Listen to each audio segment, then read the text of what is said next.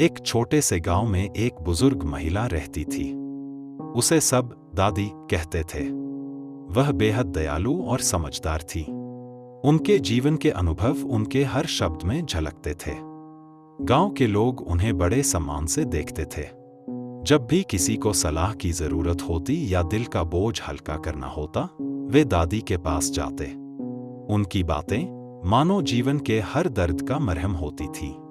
गांव का एक युवा अक्सर देखता था कि लोग अपनी परेशानियां लेकर दादी के पास आते हैं, लेकिन दादी हमेशा मुस्कुराते हुए उन्हें समाधान देती हैं।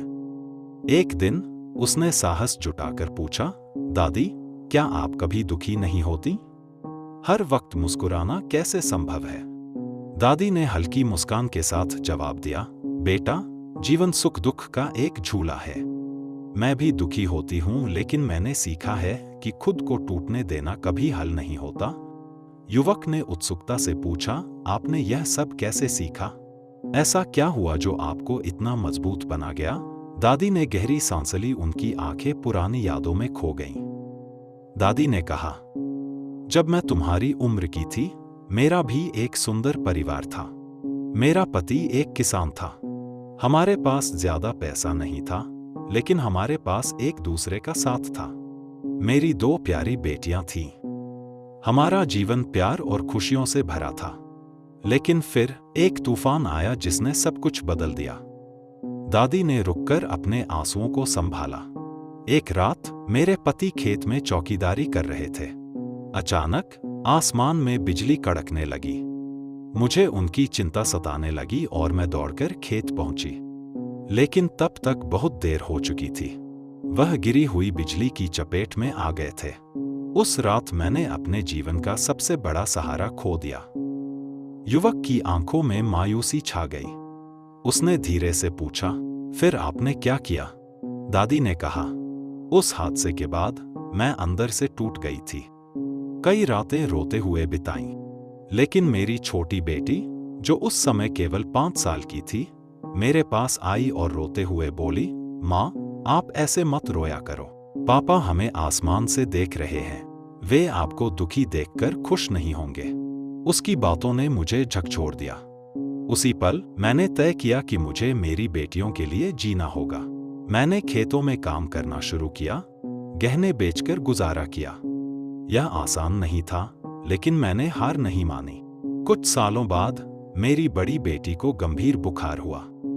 गांव में इलाज नहीं हो पाया और हमें शहर जाना पड़ा। मैंने अपने आखिरी गहने बेच दिए।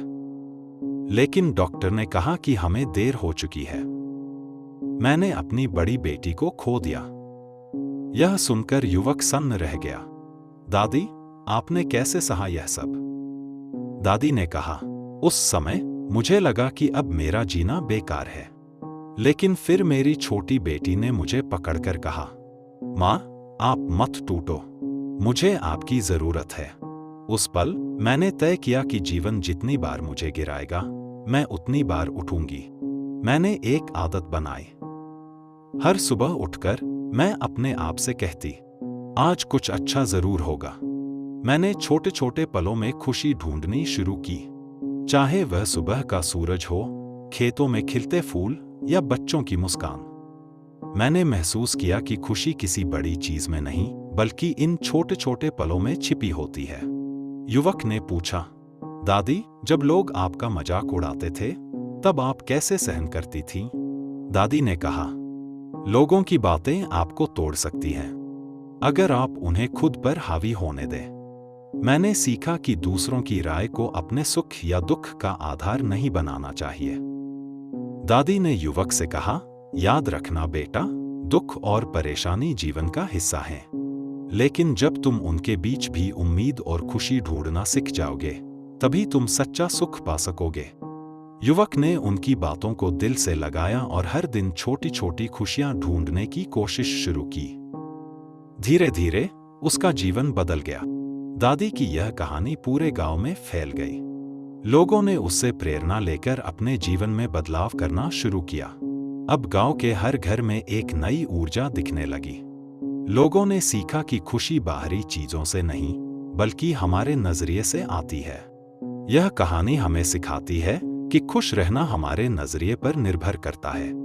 कठिनाइयों का सामना करना आसान नहीं होता, लेकिन अगर हम अपनी सोच को सकारात्मक रखें और छोटी छोटी खुशियों की तलाश करें, तो हम हर स्थिति में मजबूत और खुश रह सकते हैं। क्या आपने कभी अपने जीवन में छोटी छोटी खुशियों को महसूस किया है? वह पल कौन सा था? अगर आपके पास एक ऐसी प्रेरणादायक कहानी है जिसने आपकी जिंदगी बदल दी, तो हमें कमेंट में सुनाइए और हम सबसे क्रिएटिव कमेंट को 5 स्टार्स के साथ अपने कमेंट बॉक्स में पिन करेंगे।